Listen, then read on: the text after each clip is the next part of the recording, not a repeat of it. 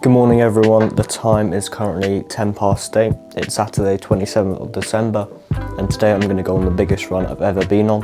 But before that, this is a day in the life, so what I'm going to do is read, then after I finish reading, I'm going to go onto the run. Just finished up reading. All ready for the run in 3, 2, 1.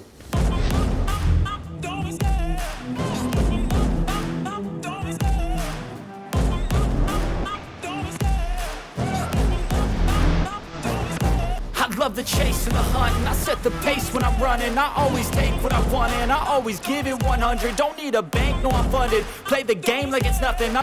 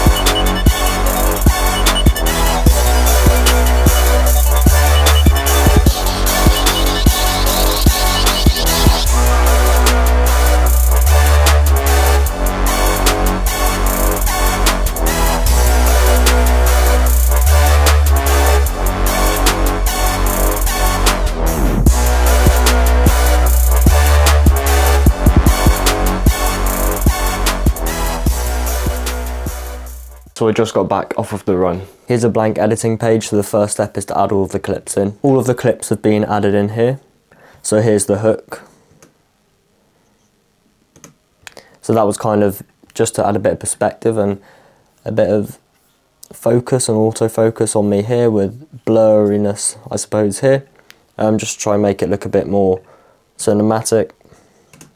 So now the next step is to colour grade them. So let me colour grade the first one with you on here. So we go to adjust and then we'll turn the saturation up, and then we'll definitely need the exposure up a bit as well. Just turn the reds down because it's quite bright red in the back there behind me, which is like around here. It's quite bright red, so I'm just going to turn that down. And then the red, maybe I can leave the red like that. So that's the first one edited and colour graded. Let me see if I can adjust anything else before I move on to the next ones. Does it look better, brighter like that? I'll leave it like that. So that's going to be the first one. Now I'll do the other two as well. So that's all the clips colour graded. Now what I need to do is add all captions. So the way I do it is by going to text, and I just drag the text onto the screen.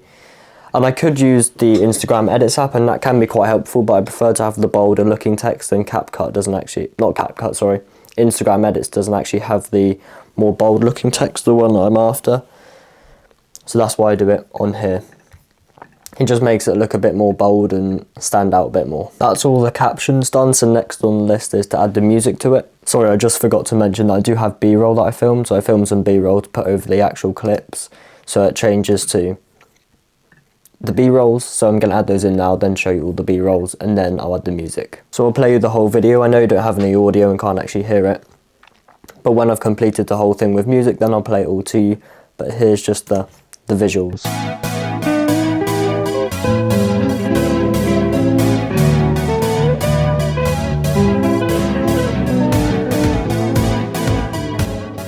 Now to add the music. So I've just added the music in, and the way that I do it is I screen record on copyright-free sources on YouTube, and then I just put them into here, and I turn the transparency to 0, in case you're wondering, the opacity to 0, and so that's just how I do it. I overlay it, because I found that the audio inside of CapCut isn't actually that good. You know, you've got a few things that might be alright, but I find YouTube sourcing it is a lot better and has a lot more up-to-date sounds and sounds that you actually think will work well with your video, rather than just using any generic sound that you can search for in CapCut. So that's what I'd recommend if you're editing in CapCut. Just screen record it and then turn the opacity, which is on the video section. Scroll down and then it will be on 100%. Just make sure that you turn it to 0% and then no one can see it, and you've overlaid it like that. So next up is adding the transitions. So that's the transitions added in. I've decided to just add 2. So here's what they look like.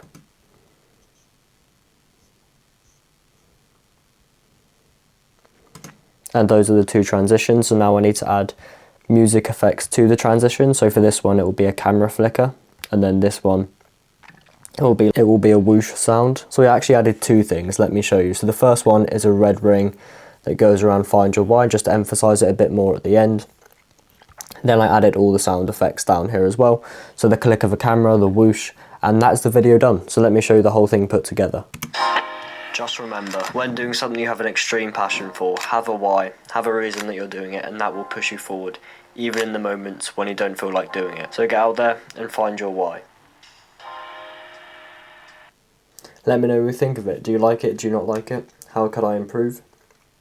Let me know. So all that's left to do now is export it, and then share it to my phone. It's now time to post it. Then over to Instagram. Let's post here. So here's the caption and here's the thumbnail, or the cover photo. So here's a 2025 overview. Hope you enjoy. Hashtag entrepreneur, hashtag 2025. And so let me go ahead and post that. So that's all posted now, and now I need to put this onto TikTok, and I'll make a LinkedIn post as well. So it's now posting to TikTok, and then earlier this morning I did manage to read a complete full chapter of this book, so I'm not going to read any more today. I'll go out and make a thumbnail for this video, probably about me running. And so once this is posted, LinkedIn post, and then make a thumbnail photo. That's the LinkedIn post all done. Now I'm going to go outside and make a thumbnail.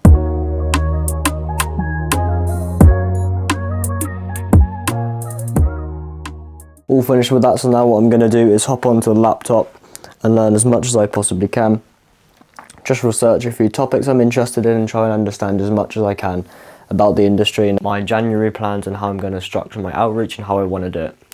So today is currently the 27th of December, and on the 2nd of January I'm going to start my outreach, and I'm not doing it on the 1st because every single company, agency, coaching people, just everyone out there will be sending all of the outreach on January the 1st. So I'm not going to do that. Become part of the junk folders, that's where it gets overlooked and people don't actually follow up on it or show an interest just because it's in junk, so they automatically think it's like spam or if it's a scam or anything like that. So that's the first sort of part of it. I'm going to start on January the 2nd. How am I going to do it? Well, with emails and cold calls, but also if they do have Instagram, I'm going to send an Instagram DM, and I'm going to try all 3 methods. So I'm going to first try cold calling them. If that doesn't work, then I'll gain their email, and then I'll send an Instagram DM if the cold call doesn't work. So if the cold call, if we get through and it's a no, that's absolutely fine. Then we just won't add them to our interested list or leads list. But if we don't get an answer, then I'll send an email, then I'll send an Instagram DM, depending on if they have an Instagram or not, or if they have an email or not. And the way I want to do it is have like an email sequence, so it's not just one blanket email and if they show interest and they reply, then that's it, because a lot of people say the quality is in the follow-up. I'm looking to do 13 emails. So what I'm going to do is I'm going to go onto my Outlook and then schedule all the emails. So when I have their email, I just copy and paste all of the emails in, make it personalized, find out about their niche and what they're trying to do, and make it personalized and specific to them. And then once I've done that, schedule it for the dates. So the way I'm looking to do it is send the first email, and if they don't reply within a day, send a second email, and then from there send an email every 3 days, just so it's not like every day, to try and get out of their junk folder, just every 3 days to try and make sure that the emails are landing consistently and they actually show interest and have a read. Personalized and like text messages, I want to say. If you'd like to see the email templates or the emails I'm going to be sending, let me know and I'll try and send them over or give you them in a video or a PDF or something. My outreach plan, and that's where I want to get to, because I've written down that I want to make at least £2,000 by April. But now I've thought to myself, and why £2,000? Why not £10,000? And I know that's a big goal. And I know in 4 months, am I going to get to £10,000 per month? Probably not. If I go to a goal that I know is probably not realistic and is probably not going to happen, then if I get to at least £7,000 or maybe £5,000, £3,000, it's still higher than £2,000 because I was aiming higher to start with, and because I was raising the ceiling by making the ceiling the floor. And that's an analogy that I've heard before and people talk about it.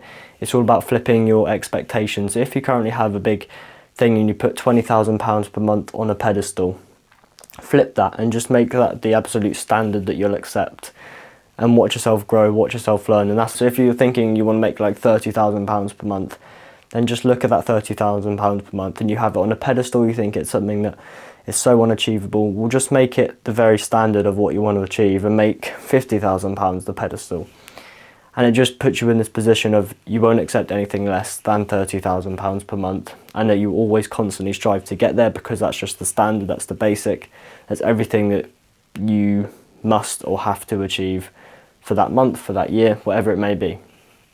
And that's the principle I'm working off of. So the emails and everything that will go into them should hopefully try and gain the prospect's interest and make them want to click onto it, find out a bit more, fill out the form that I've put as the link. Because the way that I'm doing it is I'm sending the emails with a link to a form, not to book a call, not to just send an email back. So we send them to a form, they fill out the form. What's the biggest thing that they're struggling with? Is it lead sourcing? Is it nurturing? Is it converting leads? Anything like that. And that's what we try to optimize for and try and make sure that we're gaining their responses. So when we contact them back, we can then do it specifically on their terms and on their current pain points and how we can help them in the future. And that is the basic principle for all of the outreach. And that is the complete day in my life, so we'll end the video there. Thank you very much for watching. Remember to take it one step at a time, and I'll see you in the next one.